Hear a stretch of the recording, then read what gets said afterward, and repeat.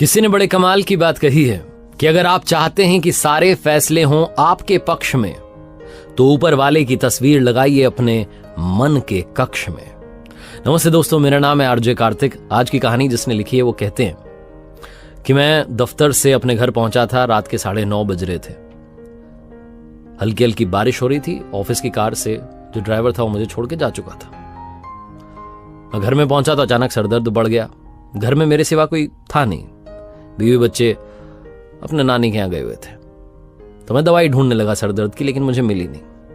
मैंने सोचा पास में दुकान है, जाकर के ले आता हूं। बाहर निकला तो बारिश थोड़ी बढ़ चुकी थी, गाड़ी थी नहीं, ड्राइवर था नहीं। तो मैंने रिक्शा वाले को आवाज दी।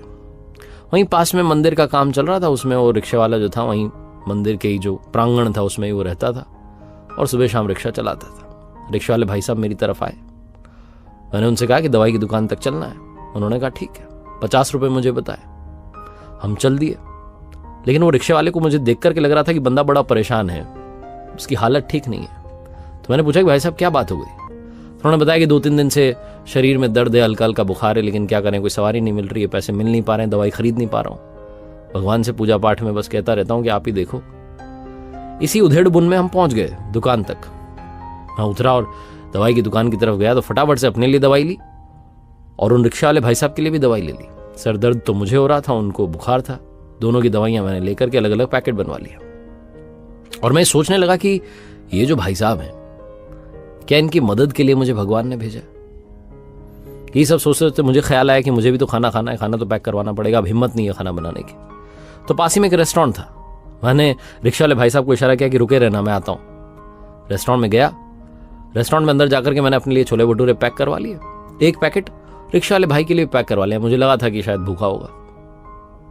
दोनों पैकेट पैक करवा करके दवाई खाना सब लेकर मैं पहुंचा, रिक्शा में बैठा, बातचीत करते हुए थोड़ी और रिक्शा वाले भाई साहब के बारे में जानकारी जुटाते हुए पहुंच गए वापस घर तक। घर के वहां जब उतरा तो रिक्शा वाले भाई को मैंने 100 रुपए का नोट दिया।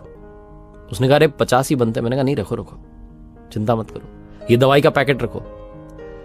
एक गोली अभी, एक गोली सुबह, एक एंटीबायोटिक भी अभी और एक एंटीबायोटिक सुबह। सारा उनको कोर्स समझाते हो कि 3 दिन का कोर्स है, आप ले लेना, आप ठीक हो जाओगे। और ये आपके लिए छोले भटूरे का पैकेट। पहले खाना खाना, फिर दवाई लेना, फिर सो जाना, सब अच्छा होगा। जब मैं बोल रहा था तो भाई रोता जा रहा था। मैंने कहा क्या बात हो गई? तो रिक्शा वाले भाई ने कहा कि आपको पता है, मैं भगवान से कहता था कि कोई अच्छी सवारी भेजो जो मेरी मदद कर दे। आज उन्होंने आपको अपना दूत बना के भेज दिया। मैं उनसे कहता था मेरे लिए दवाई का इंतजाम करवा दो, शरीर में बड़ा दर्द रहता है, आपने दवाई दे दी। और मेरी कई दिनों से इच्छा थी, कई महीनों से, कि मुझे छोले भटूरे खाने को मिले।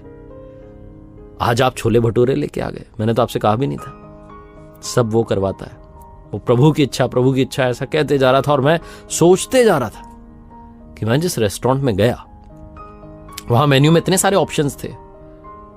थाली थी, समोसा था, कचौरी थी, डोसा था, सब था। मैंने छोले भटूरे क्यों उठाए? शायद वो अपने भक्त की इच्छा पूरी करवाना चाहता था। कहानी बहुत छोटी है, लेकिन सार ये है कि जीवन में कभी भी किसी भी परेशानी में हो तो घबराना मत, उस पर विश्वास रखना। वो अपने बंदे को, बंदी को, अपने दूत को, अपने सच्चे भक्त को आपके पास में जरूर भेजेगा और आपकी मदद करवाएगा। वो आपके पास किसी न किसी रूप में चले आते हैं। कई बार हम उन्हें पहचान नहीं पाते। एक बार फिर से वही बात जो अक्सर आपसे कहता हूं, कर दिखाओ कुछ ऐसा कि दुनिया करना चाहे आपके जैसा। याद रखिए, हर सोमवार सुबह 9:30 बजे मेरे साथ देखिए एक नई कहानी, और हर शुक्रवार सुबह 9:30 बजे मेरे साथ देखिए लर्निंग सीरीज का एक नया वीडियो।